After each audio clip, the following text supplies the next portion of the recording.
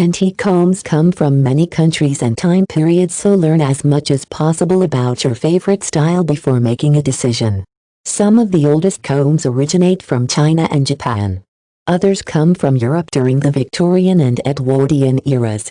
An antique hair comb described as vintage, retro, or Art Deco will likely come from the 20th century. Generally, the older the comb, the more expensive it is, and very old combs might be harder to come by because they're more likely to be in a museum. It might help to know the general decorative style you want. Most antique combs are purely decorative and smaller than a typical hair comb. Many are side combs and will have just a few teeth. They might be adorned with various design motifs such as scrolls, flowers, leaves, or birds.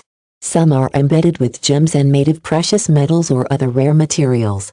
Other types of combs will have more value based solely on the intricacy of their design and how rare the artwork or craftsmanship is. Time period and part of the world will partially determine the value of an antique hair comb, as will artwork and materials. Expensive antique combs might be made of gold, sterling, silver, ivory, and tortoise shell. Less expensive vintage combs might be made of celluloid or bakelite.